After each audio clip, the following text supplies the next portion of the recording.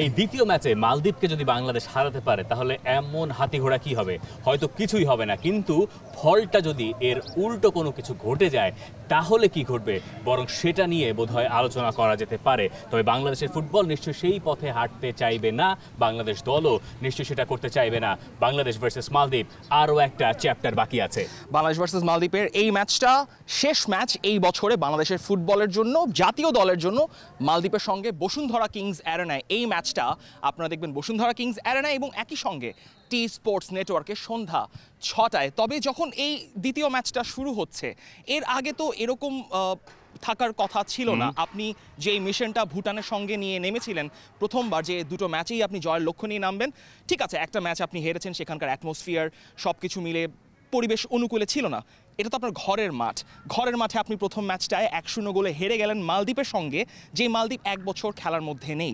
এখন দ্বিতীয় ম্যাচ শুরু করার আগে বাংলাদেশ আসলে কোন মোটিভেশন নিয়ে এখানে নামতে পারে? নগদের সর্বোচ্চ বার 167 টাকা রিচার্জে পাবেন 1 লাখ টাকা পুরস্কার, আরও আছে প্রতি সপ্তাহে পুরস্কার ও ক্যাশব্যাক। এখন কথা হচ্ছে যে দলটা চাপে আছে, এটা মনে হয় একবারে এক বাক্যে স্বীকার করে নেওয়া যেতে পারে। আমরা হাভিয়ার কাবরেরাকে দেখছিলাম এই সাধারণত ট্রেনিং সেশনে, আমরা দেখি যে আর একটু বোধহয় সজীব দেখা যায় বাংলাদেশের ফুটবলারদেরকে, কোচিং স্টাফদেরকে। আমার ঠিক পেছনে আপনি যদি বাংলাদেশ ফুটবলারদেরকে দেখেন, তাদের ভেতরে আপনি হয়তো চেহারায় খুব একটা আক্ষেপ খুঁজে পাবেন না, কিন্তু আমি আপনাকে নিশ্চিত করে বলতে পারি যে কজন ফুটবলারের সঙ্গে কথা হয়েছে এর বাইরে, তারা সবাই কম বেশি বলেছেন যে তারা আসলে প্রচণ্ড পরিমাণে আফসোসে ভুগছেন যে তারা গোল করতে পারেন নাই। সাধারণ চোখে, সাদা চোখে আমরা যেটা বলি, সেই হিসেবে যদি আপনি করেন যে বাংলাদেশ ফার্স্ট ম্যাচে ভালো খেলেছে, আপনি কাউকে জিজ্ঞেস করেন যে খেলাটা দেখেছে, বাংলাদেশ ভালো খেলেছে, কিন্তু বাংলাদেশ যেটা পারে নাই সেটা হচ্ছে গোল করতে। এবং সেইটাই এখন বাংলাদেশের জন্য এমনভাবে গলার কাটা হয়ে বিঁধেছে যে দ্বিতীয় ম্যাচে বাংলাদেশকে ঘুরে দাঁড়ানোর সময় যখন আরেকবার দেখা যাবে রাকিব অথবা ফাহিম বক্সের আশপাশে আনাগোনা, তখন তারা চিন্তা করবেন যে আমরা গোল করতে পারবো। ব্যাক অফ দ্য মাইন্ড বোধহয় ওই প্রেশারটাও বাংলাদেশের কাজ করছে, এবং এই প্রেশারটাই বাংলাদেশ বোধহয় এখন উতরে যাওয়ার চেষ্টায় আছে। আপনি যদি দেখেন, আমরা প্লেয়ারদের যদি সেখানে দেখারও চেষ্টা করি যে কী অবস্থা কার কী, আমরা শেখ মোরসালিনকেই দেখেছিলাম শেষ ম্যাচে যখন শেষ বাঁশিটা বাজলো, তখন মাঠে তিনি একরকম শুয়েছিলেন। তাকে ওঠানোর জন্য কে যে যাবেন তাকেই খুঁজে পাওয়া যাচ্ছিল না। মানে পুরো দলের অবস্থা এইরকম হতাশ হয়েছে পুরো দল। ওই ম্যাচটা জিততে না পেরে, জেতা তো দূরে থাক, ওই ম্যাচটায় বাংলাদেশকে হেরেই যেতে হয়েছে। এখন কথা হচ্ছে মাঝখানে আপনি গ্যাপ পেলেন দুদিন, একদিন বৃহস্পতিবার, একদিন শুক্রবার, শনিবারে আপনি ম্যাচ খেলতে নামছেন, একদিন তার ভেতরে রিকভারিতে চলে গেছে, এবং আজকের দিনের কলা কৌশল যা হবে সেটাই বাংলাদেশ পরে মাঠে ইমপ্লিমেন্ট করতে চাইবে। আপনি একই সঙ্গে ফাহিম এবং রাকিবের দিকেও নজর রাখতে পারেন। কথা হচ্ছে যে 11-এ কোনো পরিবর্তন আসবে কি না, এটা একটা প্রশ্ন। আগের ম্যাচে আমরা পিয়াস নোভাকে দেখি নাই, যিনি একমাত্র দলের যদি বলেন পিওর নাম্বার 9 সেটা বলতে পারেন। সেই হিসাব করে তাকে যদি এই ম্যাচে কোনো একটা জায়গায় নামানো হতে পারে, সেটা ম্যাচের স্টেজ বুঝে, সেটার জন্য হয়তো বাংলাদেশ দলও কিছুটা অপেক্ষা করবে। হাভিয়ার কাবরেরা তিনি বলেছিলেন প্রথম ম্যাচের আগে প্রেস কনফারেন্সে যে তিনি ইনিশিয়েটিভ নিয়ে খেলতে চান। সেই ইনিশিয়েটিভটা আপনি যেরকম বলেছেন, বাংলাদেশ অনেক সুযোগ তৈরি করেছে, কিন্তু শেষ পর্যন্ত ওই ব্যাক অফ দ্য মাইন্ডে গোল করতে না পারা, সেই 38 মিনিটে একটা বড় মিস, যেটা হয়তো গোল হয়ে গেলেও হতে পারতো, গোল আসেনি। সেকেন্ড হাফেও অনেক ধরনের, শুধু 38 মিনিট না, কয়েকটা আছে। সেক্ষেত্রে হাভিয়ার কাবরেরা হয়তো তিনি দলে পরিবর্তন আনলেও আনতে পারেন। আমরা দেখেছি এর আগে যখন বাংলাদেশ ম্যাচ খেলেছে, সেকেন্ড ম্যাচটা বা সেকেন্ড লেগের ম্যাচের দিকে হয়তো কিছু পরিবর্তন এসেছে, সেটা হয়তো কোচ ভালো বুঝতে পারবেন। কিন্তু এখানে আরেকটা জিনিসও কিন্তু বারবার চলে আসে যখন হাভিয়ার কাবরেরার কথা আমরা বলছি। যদি বাংলাদেশের এই বছরের শেষ ম্যাচ হয় ন্যাশনাল টিমের, এটা কন্ট্রাক্ট অনুযায়ী হাভিয়ার কাবরেরারও আসলে শেষ ম্যাচ, তার উপরও একটা হয়তো চাপ রয়েছে, সেটা মানে আপনি বলতেই পারেন চাপই রয়েছে, এবং এই ম্যাচটায় তাকে তার রেজাল্ট বের করতেই হবে। এর উল্টো কিছু ঘটলে সম্ভবত এটা হাভিয়ার কাবরেরার শেষ ম্যাচ হয়ে যেতে পারে, এবং তার সঙ্গে কন্ট্রাক্ট রিনিউ করা হবে কি হবে না, এই ব্যাপারটা তো ঝুলেই ছিল। এই ঝুলে থাকা ব্যাপারটার যে পাশটায় তিনি এখন আছেন, সেই পাশটা তার জন্য খুব একটা স্বস্তির কিছু না।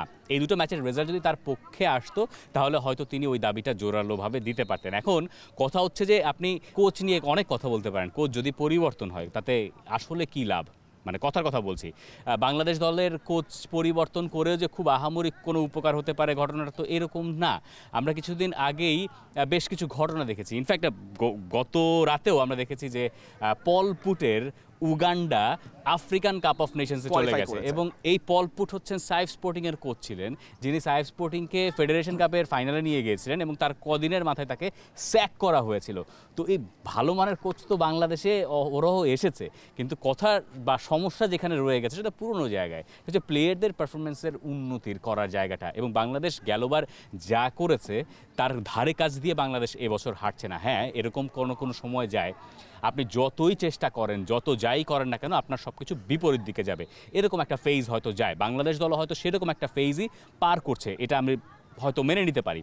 কিন্তু বাংলাদেশ দলের ইন্ডিভিজুয়াল প্রতিটা প্লেয়ারের পারফরমেন্স কেন গত বছর যা ছিল তার চেয়ে কম হয়ে যাবে, এটা বোধগম্য না। এটা অবশ্যই বোধগম্য না। এবং যখন বলছেন যে অনেক স্ট্রং অপোনেন্ট বাংলাদেশকে ফেস করেছে, অস্ট্রেলিয়ার সঙ্গে আপনি খেলেছেন, আপনি প্যালেস্টাইনের সঙ্গে খেলেছেন, যেখানে বাইরে যে খেলেছেন 5-0 গোলে হারতে হয়েছে, ঘরের মাঠেও প্যালেস্টাইনের সঙ্গে খেলা হয়েছে, সেটাও আসলে ফলটা আশানুরূপ আসেনি।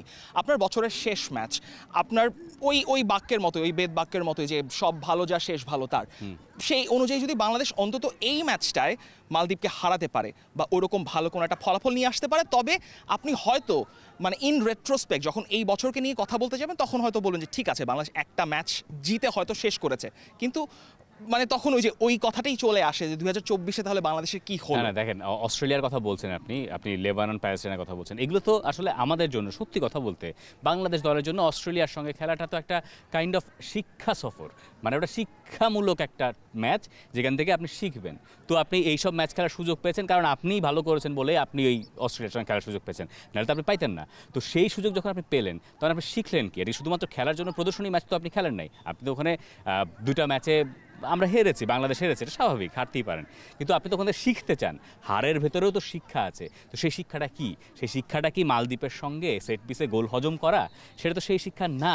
তো সেই হারের থেকে যে শিক্ষা নেওয়ার কথা আমরা বারবার বলি, শিখতে হবে, হারতে পারেন আপনি, কিন্তু শিখলেন কি?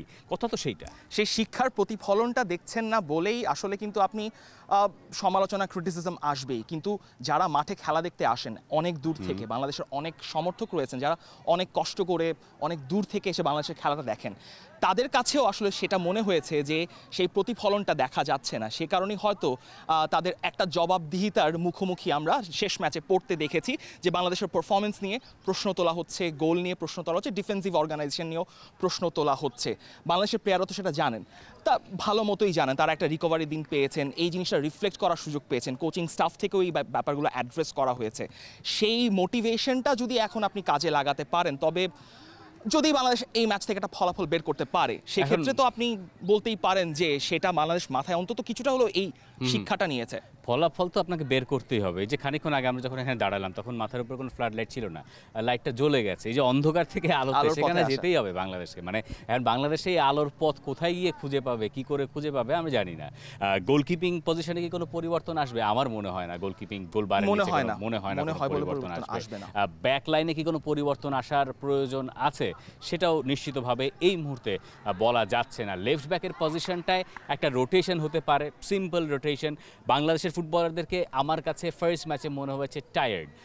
যে মালদ্বীপ এক বছর ধরে ম্যাচ খেলা নাই, তো যাদেরকে ভেবেছিলাম আমরা তারা টায়ার্ড হবে, উল্টো দেখলাম যে বাংলাদেশের ফিজিক্যালিটির দিক থেকে কিন্তু মালদ্বীপ যথেষ্ট এগিয়ে ছিল। মানে যখন ট্র্যাক ব্যাক করতে হয়েছে কিংবা বল এগেইনস্ট, স্পেশালি কাউন্টার অ্যাটাকে তাদের স্পিড দেখবেন। মালদ্বীপের 3 জন ফুটবলার যে স্পিডে ঢুকেছেন, বাংলাদেশের ফুটবলাররা কাউন্টার অ্যাটাকে অনেক পেঁচিয়ে ফেলেছে, সিদ্ধান্তহীনতায় ভুগেছে, কোথায় কি পাস দিতে হবে ঠিক ছিল না।